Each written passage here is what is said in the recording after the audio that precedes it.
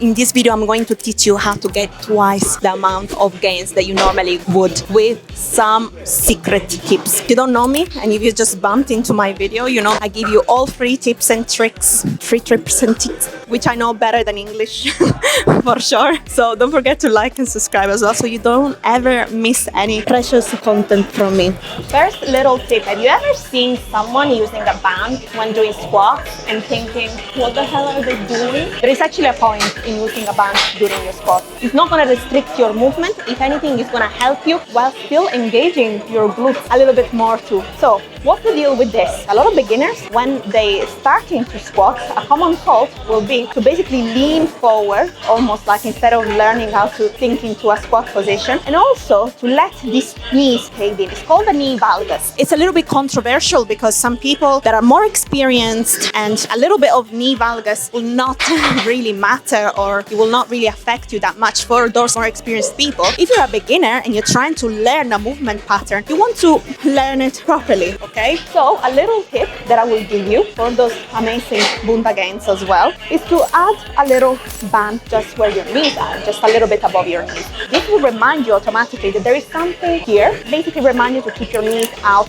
the whole time, which is the point of actually doing the squat correctly. As well, having a resistance band here will also engage your glutes a lot more, and it will not affect the range of motion too much. If you don't believe me, try it out next time. I suggest you first trying with a lighter weight, okay? So don't do it too much with really heavy weight. Of course, when you are talking about powerlifting and doing a lot more heavy weight, maybe wait, especially if you've not really done it before, to get used to it, especially. So practice with a lighter weight as well, and practice this movement, okay? Not only will help you with your knee valgus, but also will help you feel it a lot more in your glutes. Try and test it out. This is for tip numero uno. Okay, next little tip is actually about your hyperextensions, to feel it a lot more in your glutes. So you will have learned in general when you're doing your tutorials that you have to basically round your upper back so that you feel it more in your glutes. Technically, this is actually not correct because your glutes will get engaged either way, whether you round your upper back or you keep it more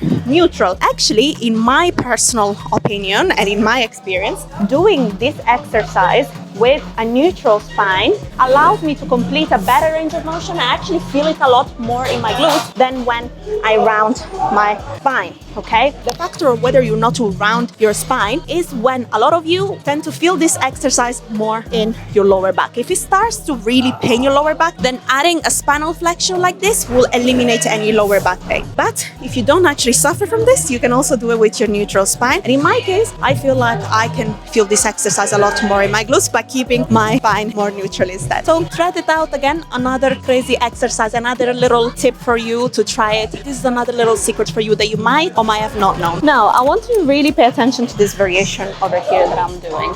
So this is a single leg RDL. And if you can see my concentration while trying to do this, which is still not perfect by the way, because I do really struggle with balance. This is something that we are also doing when we're doing, for example, our Bulgarian split squats or anything that really is unilateral and requires more stability. So you can also do your Bulgarian split squats, which kind of applies to the same principle. If it's a little bit easier, and this is a little bit too hard as well to even for myself to practice because my balance is crazy. But it's actually quite good to start practicing these sort of movements even with your balance. So including myself, I'll have to start doing this a little bit better, is to actually include this a little bit more. Why? A lot of you I know that are interested in the darling over here, the gluteus medius and minimus, aka the top area of your glutes, because you want the shelf, okay? So the gluteus medius, one of the key parts of the gluteus medius is actually to stabilize you. Whenever we are doing any sort of unilateral movement, your gluteus medius will work really hard to keep you stable. That means that we want to start including this exercise a lot if you also want to target that area too. That being said, we also want to do isolation exercises that will also specifically target and isolate your glutes indeed. So what we will do, this is one of my absolute favorites over here. So you'll overlap your leg like this, okay? You will lean forward and kick to the side from the back leg. So back leg kicking to the diagonally, okay, and then returning like so. Another similar variation is a 45-degree kickback, okay? And there is a difference because I see a lot of people trying to do this exercise and they mean to do this exercise, but actually they ended up doing this, okay? Which is a kickback indeed, but what we want to do is a 45-degree kickback. So we want to actually kick at a 45-degree angle, not direct backwards. That's different.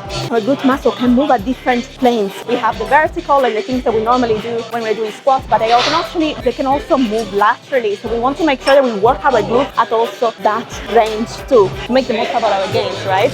And last but certainly not least, amore, you need to really track your calories and make sure that you eat enough macros, enough calories, and the right calories, not just enough, because some of you will have some goals of also losing fat and building muscle at the same time, which by the way is very possible. You just have to do it in a certain way. So just trying to, or only focusing on protein is not enough. We need to consider our overall amount of calories, week by week. And if you want us to help you create the perfect plan for you, so we will be checking you from whatever you are in the world online, by the way. We will make sure that you understand every single movement. You become basically a pro. You become like me, okay? You'll know everything about glute building.